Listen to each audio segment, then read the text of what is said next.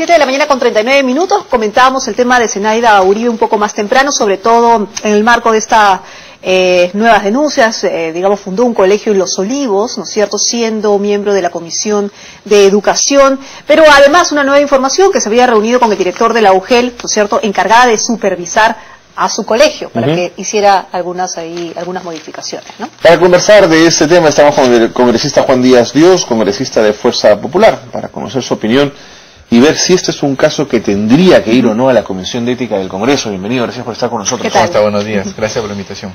¿Hay conflicto de intereses en este tema? ¿Cómo se debería manejar en el Congreso? Hay dos acusaciones, ¿no? Primero por haber sacado, en todo caso, un colegio, estando ella como parte de la Comisión de Educación. Eso es un problema. Eso es un problema que sería, digamos, grave en la medida que hubiera utilizado sus influencias desde esa comisión para de repente apurar el expediente, presionar el expediente. Caso contrario, lo que habría en todo caso es una falta por no avisar o no comentar esto, pero no lo veo tan complicado.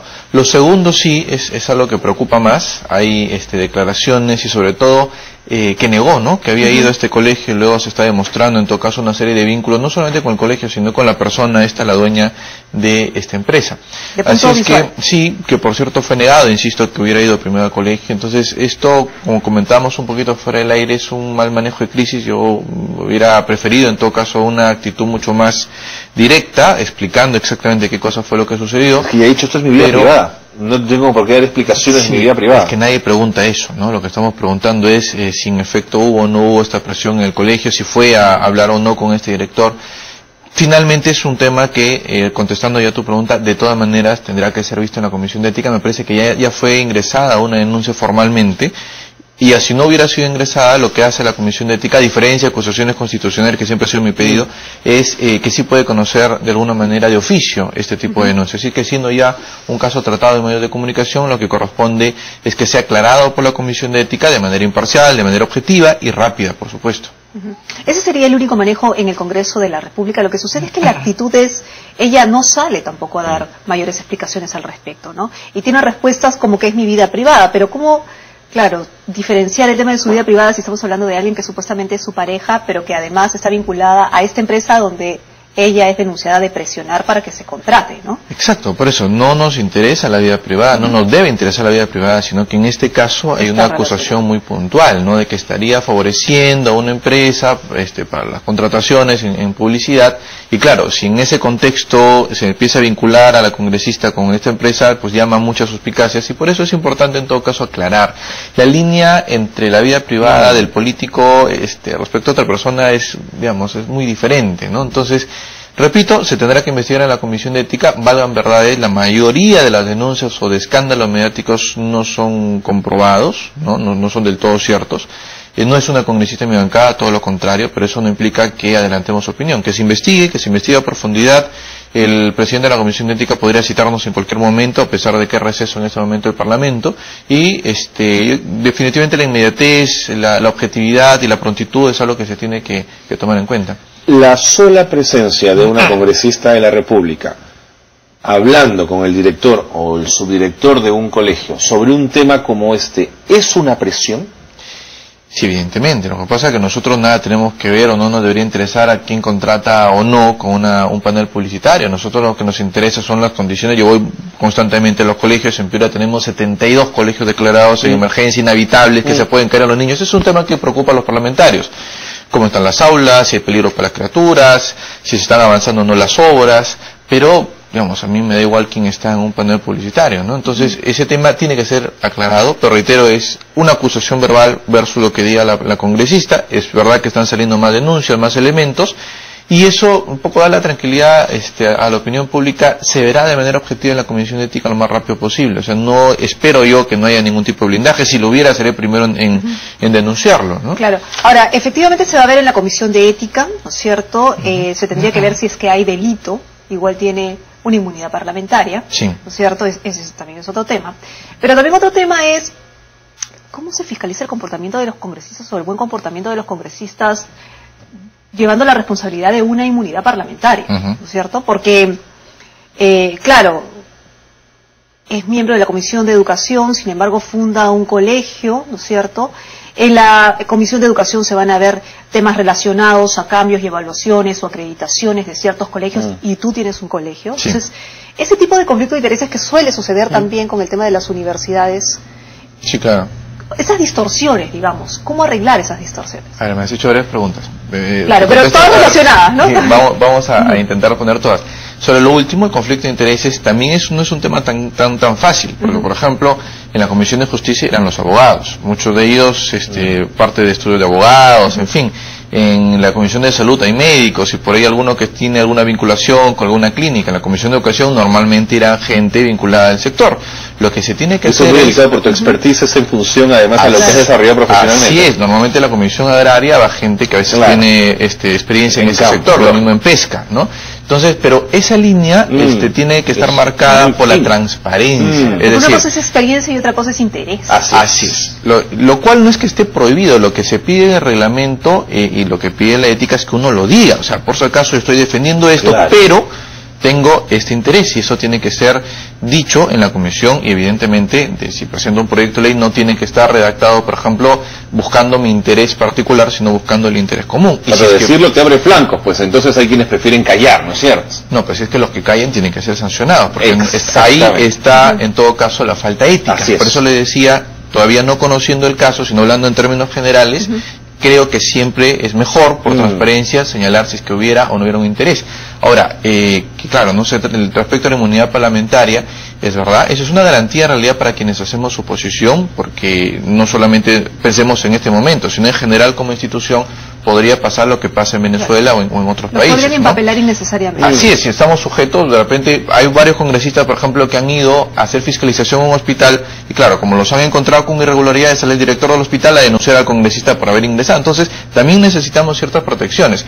Pero ojo que cuando se da impunidad, en el propio Congreso nosotros lo denunciamos, como ha sido el caso de este congresista que está totalmente denunciado ¿Urtecho? No, de Perú Posible, ahorita me acuerdo el nombre, pero también hay otras actitudes, incluso en mi bancada, por ejemplo el congresista López Córdoba de Ancas, que ella voluntariamente solicitó a sus colegas que si de verdad la quieren ayudar, le levanten la inmunidad parlamentaria para que abiertamente puedan demostrar su inocencia en el Poder Judicial. Entonces, también hay de todo en el Congreso, no se nos puede poner en un solo saco. Es un buen gesto político, ¿no? Pero por supuesto, así es, ¿no? mostrar la absoluta transparencia. La inmunidad parlamentaria solo procede, en todo caso, para el parlamentario cuando las motivaciones de la denuncia se demuestran que son políticas.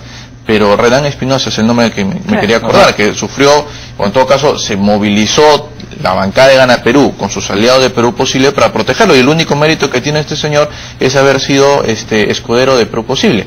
Las faltas ahora que hagan los congresistas, lo que pedimos es que sean individualizadas, porque cuando nos ponen a todos en el mismo saco, claro, también se cometen injusticias, ¿no? Si hay una persona que comete una falta ética, esa es la persona que tiene que ser señalada.